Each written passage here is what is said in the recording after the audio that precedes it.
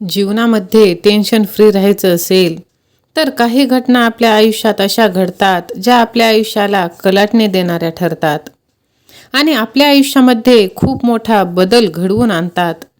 आज या संदेशामध्ये आपण अशाच गोष्टींबद्दल चर्चा करणार आहोत. या गोष्टी तुम्ही नीट लक्षात ठेवल्या तर तुमच्या आयुष्यात देखील निश्चितच सकारात्मक पॉझिटिव्ह बदल घडून येईल याची मला खात्री आहे. बऱ्याच वेळा आपल्याला असे वाटते की कदाचित मला ही गोष्ट अगोदरच माहीत झाली असती तर. आयुष्यात आपण बऱ्याच वेळा अशा चुका करून बसतो की ज्यामुळे आपला आत्मविश्वास आणि मानसन्मान दोन्ही गमावून बसतो. मग अशा वेळी काय करायचं? तुमच्या सभोवताली सुद्धा अशा काही घटना घडल्या असतील तर त्या तुम्ही लक्षात ठेवायला हव्यात. या गोष्टी तुमच्या जीवनामध्ये निश्चितच सकारात्मक बदल घडवून आणू शकतात. ती चूक आपल्याकडून परत होणार नाही याची आपण खबरदारी घ्यायची. कधीही इतकं साधं सरळ राहायचं नाही, कारण आपलं साधं सरळ राहणं म्हणजे आपला मूर्खपणा. कोणी तुमचा फायदा घेत असेल तर तुम्ही वेळीच सावध व्हायला हवं आणि त्या व्यक्तीला त्याची जागा दाखवून द्यायला हवी.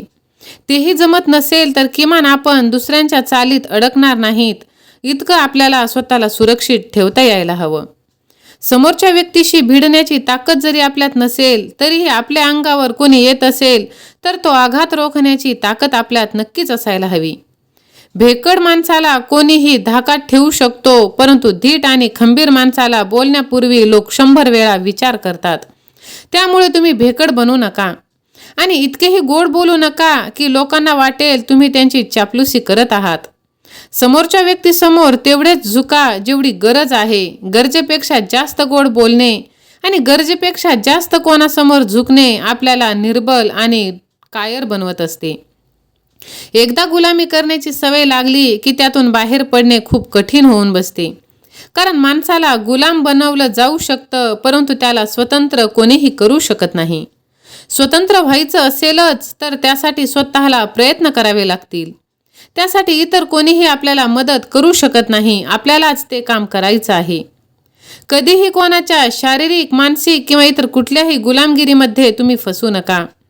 कपटी लोक गोड बोलून आपल्याला त्यांचे गुलाम बनवतात. म्हणून प्रमाणापेक्षा जास्त गोड कोणाशी बोलू नका आणि प्रमाणापेक्षा जास्त कोणासमोर झुकूही नका. झुकायचंच असेल तर देवासमोर, स्वामी महाराजांसमोर झुका, कारण ते तुम्हाला कधीच निराश करणार नाहीत.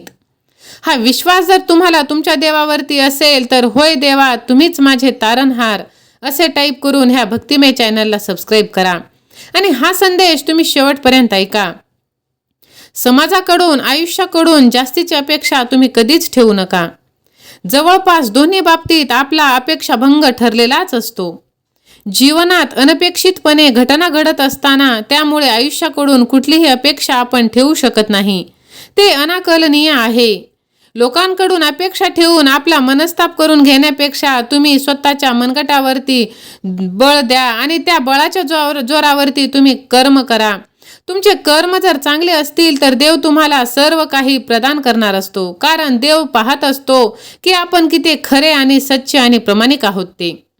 विश्वास असल्यास मी स्वामींचा सच्चा भक्त असे टाईप करून हा संदेश तुम्ही तुमच्या प्रियजनांना शेअर करायला विसरू नका. लोकांचे म्हणाल तर एक वेळेस आयुष्याकडून आपण काही अंदाज बांधले तर ते खरे निघतील, पण कुठल्याच व्यक्तीचा काही भरोसा येत नाही. त्यामुळे लोकांवरती भरोसा ठेवू नका. कोण कधी आपला अपेक्षा भंग करेल, विश्वासघात करेल, पाठीत खंजीर खुपसेल याची शाश्वती देता येत नाही. या पृथ्वी तलावर सर्वात घातक आणि अनपेक्षित प्राणी जर कोणता असेल तर तो म्हणजे माणूस. म्हणून सुखी आणि आनंदी जीवन जगण्याचा एक नियम नेहमी लक्षात ठेवा. अपेक्षा कमी तर दुःख कमी आणि अपेक्षा जास्त तर दुःख सुद्धा जास्त. नेहमी एक गोष्ट लक्षात ठेवा, दान धर्म करताना आपली आर्थिक स्थिती बिघडणार नाही इतकंच करा. कारण दान करण्याची दानत तर आपल्याला हवी, पण तेवढी ऐपतीही असायला हवी. केवळ आपली प्रतिष्ठा वाढवण्यासाठी दान तुम्ही करू नका. आपल्याजवळ जर काही नसेल तर आपण दान करणार तरी कशाचे? आणि दान करण्यामुळे जर आपली आर्थिक परिस्थिती बिघडणार असेल, आपल्या कुटुंबाला त्याचा परिणाम भोगावा लागत असेल, दान केल्याने आपल्या कुटुंबाला हानी पोहोचणार असेल तर अशा दानाला काहीही अर्थ उरत नाही आणि ते दान आपल्याला पावत सुद्धा नाही. जीवनामध्ये तुम्ही असेच मित्र बनवावे जे आयुष्यभर आपल्या सोबत असतील. सुखामध्ये दुःखामध्ये देखील आपली साथ देतील असे मित्र आपल्याला काही चांगल्या गोष्टी देतील, चांगली मूल्य देतील, ज्यांच्यासोबत राहून आपलाही मान सन्मान वाढेल आणि आपली किंमत सुद्धा वाढेल. आयुष्यात अशी चांगली माणसं भेटत असतील तर त्यांना मित्र बनवा, अन्यथा एकटं राहणं कधीही चांगलं. चांगला मित्र आपल्या आयुष्यात एक उत्तम मार्गदर्शकाची भूमिका पार पाडत असतो. चांगला मित्र आपल्यासाठी दिशादर्शक ठरत असतो. त्यामुळे आपल्या आयुष्यातील चांगली माणसे तुम्ही जोपासा. या उलट जर पाहिलं तर वाईट मित्र आपले संपूर्ण आयुष्य उद्ध्वस्त करून टाकतात.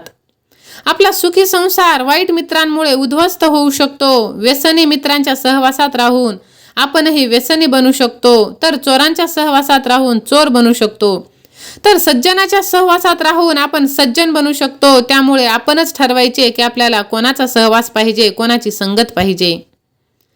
आपल्या कमतरता तुम्ही कोणाला सांगू नका. तसेच घडून गेलेल्या गोष्टींचा पश्चाताप देखील करू नका. आपल्या कमतरता आपण सगळ्यांना जर सांगत बसलो तर त्याचा गैरफायदा घेणारे लोक आपल्याला जास्त भेटतील आणि वेळ काळ बघून ते आपल्याला घाव घालतील. आपल्या कमकुवत बाजू लोकांना सांगून स्वतःचे नुकसान तुम्ही करून घेऊ नका. आपल्या खाजगी आयुष्याबद्दल जेवढी गुप्तता ठेवता येईल तेवढी गुप्तता ठेवा. घडून गेलेल्या गोष्टींबद्दल बऱ्याच वेळेस आपल्याला पश्चाताप होतो, परंतु त्या पश्चातापात किती काळ राहायचं आणि आपलं किती नुकसान करून घ्यायचं हे आपलं आपणच ठरवायचं. गेलेल्या वेळेची चिंता करण्यापेक्षा येणाऱ्या वेळेला सावधानपणे समोरे जा आणि जपून वागा. चांगल्या गोष्टी शिकायच्या असतील तर आपल्या चुकांमधून शिका, किंवा आपल्या चुका समजून येत नसतील तर इतर लोकांच्या चुकांमधून तरी धडा घ्या. पश्चाताप करण्याऐवजी झालेल्या चुकांमधून शिकणे कधीही चांगले नाही का? पश्चाताप करत बसलात तर फक्त वेळ वाया जाईल आणि झालेल्या चुकांमधून शिकलात तर पुढे जाण्याचा मार्ग दिसेल. इतकेच नाही तर आपल्या हातून घडणाऱ्या चुका सुधारता देखील येतील. जीवनामध्ये काही गोष्टी घडण्या अगोदर किंवा उचलण्या अगोदर नीट विचार करा आणि नंतर निर्णय घ्या. कदम, कलम आणि कसम. आपण एखादं काम करण्यासाठी पाऊल उचलत असतो, नवीन काहीतरी करण्याचा विचार करत असतो. अशा वेळेस नीट विचार करा, कारण एकदा उचललेले पाऊल पुन्हा मागे घेता येत नाही आणि नंतर पश्चाताप आपल्याला भोगावा लागतो. जर आजचा व्हिडिओ तुम्हाला आवडला असेल तर व्हिडिओला लाईक करून ह्या भक्तिमय चॅनलला सबस्क्राईब करा. बाजूची घंटी देखील दाबा आणि हा संदेश तुम्ही कमीत कमी 10 जणांना जर शेअर केलं तर नक्कीच तुम्हाला ब्रह्मांड नायकाचे आशीर्वाद प्राप्त होतील. तुम्ही कधीही चांगले कर्म करा, देव तुमच्या पाठीशी आहे. जर तुम्हाला विश्वास असेल तर स्वामी नामाचा जयघोष तुम्ही करायला विसरू नका. श्री स्वामी समर्थ, जय जय स्वामी समर्थ. श्री स्वामी समर्थ, जय जय स्वामी समर्थ. धन्यवाद.